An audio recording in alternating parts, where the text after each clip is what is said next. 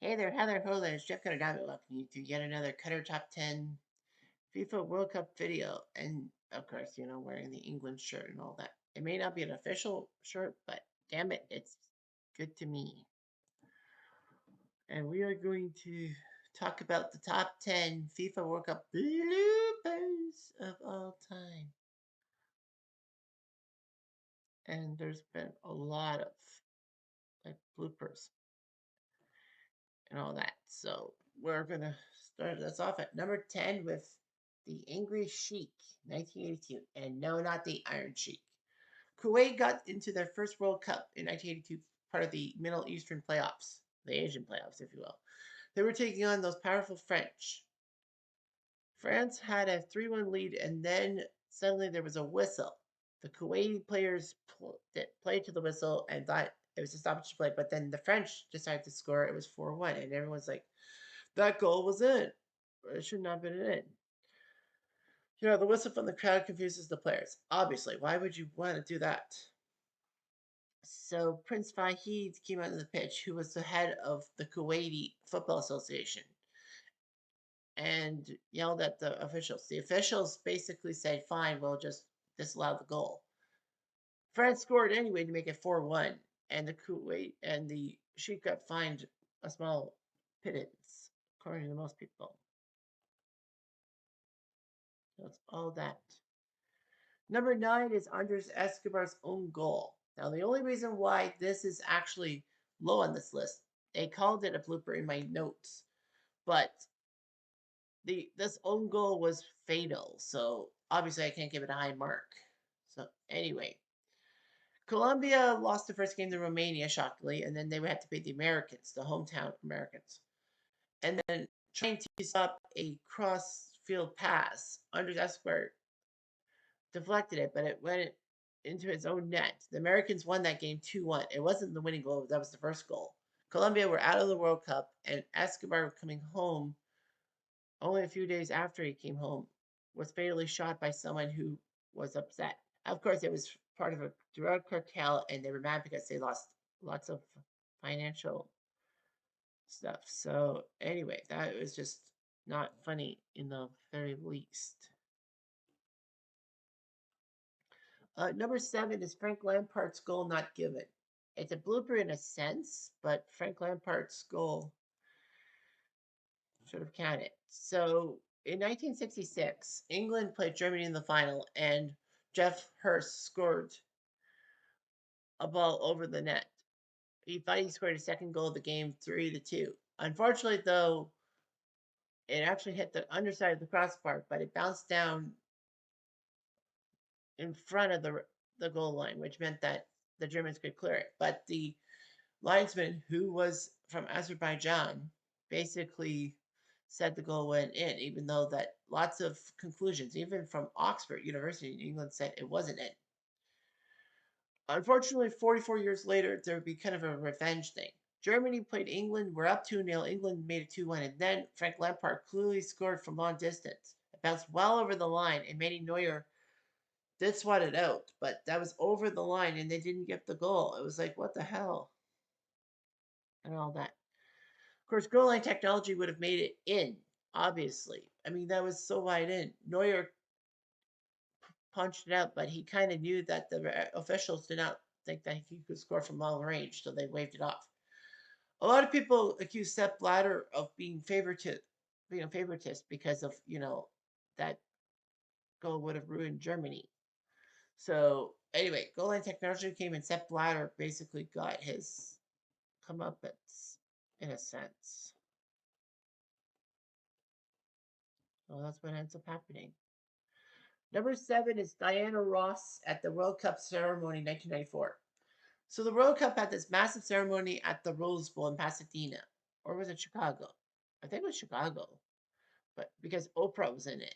But yeah, they had a ceremony celebrating the Americans and hosting the 94 World Cup. And Diana Ross from the Supremes, great singer and all that, saying, I'm coming out and all that. And then, you know, she was made to make a ceremonial penalty in the opening show. And of course, the goalie would purposely dive across and she was scored. But unfortunately, she could not kick. Well, Diana Ross really didn't wear shoes made for soccer. So she ends up missing the penalty, and the goalposts were made to split apart because of the whole thing in the razzmatazz. Also not mentioned was John Cicada. Was it John Cicada? The singer, yeah, the singer who actually hit a trap door or something. All that. So, yeah. Number 6 is Graham Poll screwing up at the 2006 World Cup. So Croatia took on Australia in a group stage game, and Graham Poll was a good referee. Someday he's going to probably hold year, like one of the semifinals or even the final of the World Cup to referee it. However, Graham Poll screwed up. He did show the yellow card to Josip Simonic twice, which should have been the red card.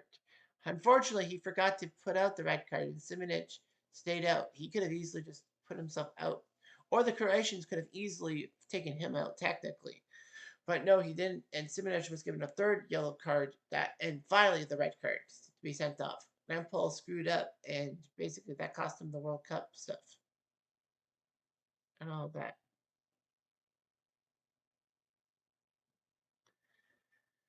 Number 5 is Rene Higuita screwing up in 1990. So Rene Higuita, great Colombian goalie, everyone knows about him in '95 with the scorpion kick save against England in a friendly at Wembley. But Higuita was pretty good, but known for his daredevil style that he would play the ball like an outfielder, like out of his crease and all that. Cameroon were taking on Colombia in the round of 16 at the World Cup in Italy in 1990. And then Higuita thought he could handle the ball, so he decided to dribble. Unfortunately, though, instead of passing it off to somebody like he should have, he wanted to keep the ball. And then Roger Milla of Cameroon kind of saw it coming because once you leave the box, that big box and all that, as a goalie, you're fair game. And Roger Milla saw the ball, scored the goal, gave Cameroon a trip to the quarterfinals against England, and Higuita basically was laughed at. Worst of all, Higuita didn't take part in the '94 World Cup because he freaking decided to be a go to part of a cartel, and it cost him dearly. It sure did. Number 4 is Maupu's play for Zaire against Brazil in 1974. So in 1974, there was a big World Cup. Zaire, or now known as the Democratic Republic of Congo, were in the World Cup in 1974 through the African stage. And of course, Mobutu, their Sissoko, their dictator, trying to make things hard for them. Zaire got beaten badly 9-0 by Yugoslavia, and then their next group stage game against Brazil, they knew that things happened. In fact, the Zaire people said that if they had given up more than 3 goals, they were going to be flogged and all that. So Brazil was ready to take a free kick, and then Muapu saw his chance and decided to nick the ball and kick it away. He got yellow carded and all that. Fortunately for Zaire, Brazil did not score the 4th goal and all that. Some say it was an act of protest, and Muapu, or the fact that Muapu was trying to make sure that they didn't lose by more than 3 goals. Unfortunately for Muapu, he got yellow carded, and Zaire basically no rewards and all that. What's even more crazy is that Brazil's 3-0 win over Zaire actually screwed Scotland. How? Well, Scotland only beat Zaire 2-0. And on goal differential, Brazil got into the group stages alongside, got into the knockout stages alongside Yugoslavia instead of Scotland. So that was huge. Number 3 is Roberto Baggio's penalty miss. There's a main reason why I put it at number 3. But anyhow, it may be a blooper, but it was costly.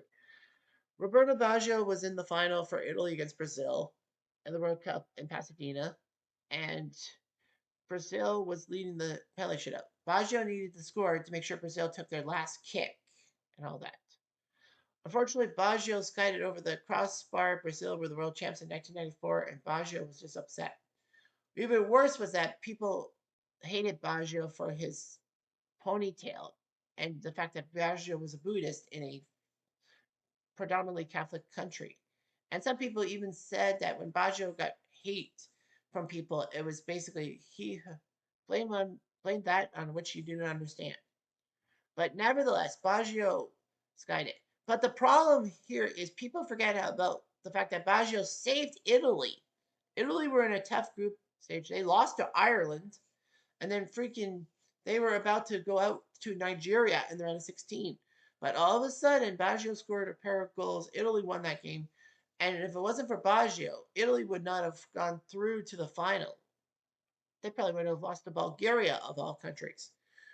But the fact is that, yeah, everyone blames Baggio and all that. But Baggio got Italy to the finals in the first place. Number two is Robert Green's goalie slip 2010 World Cup. Of course, you know it's all about England and all that. But yeah, there was a terrible play. Robert Green was actually, um, when the Champions League thing on CBS happened, he was the color commentator to Clive Tilsley's play-by-play. But yeah, Robert Green was supposed to be England's new number one goalie and all that for the 2010 World Cup in South Africa. They would take on the United States, and the U.S. always gives England trouble. 1950, anyone? You know, the U.S. beating England 1-0. So the Americans were up 1-0, were down 1-0 thanks to a Frank Lampard goal for England. And then Clint Dempsey had a team effort. I think he was trying to get the ball down into the zone. But then Robert Green, for some strange reason, had it under him. He went down to make a clean save, but then it scrimmed through his hands into the net, tie game 1-1. That was how the game ended. And England faltered.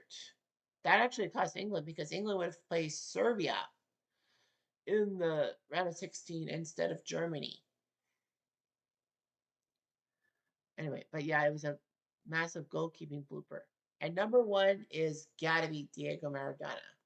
It's controversial. It's a blooper, mostly because the stupid referees missed it. So what ended up happening was that England and Argentina were meeting in the quarterfinals of the World Cup in 1986 in Mexico at Azteca.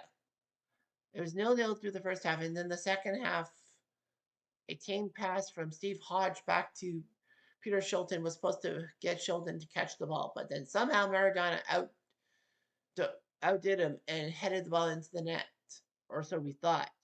But Maradona was 5'6" and Shilton 6'1". You can guess there's something fishy going on with a 7-inch height difference.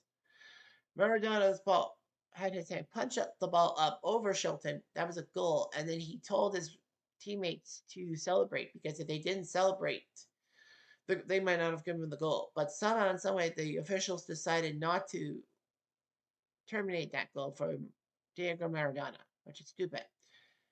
Now, don't get me wrong, his second goal against England, you know, the 11 touches in 11 seconds going through the defense, that was brutally great. That was brutal, but it was great. But anyway, that hand of God goal kind of gave Argentina the edge to make the championship and win the championship against West Germany. So, you know, that was just terrible. Anyhow, I'm Jeff Diamond at Duke.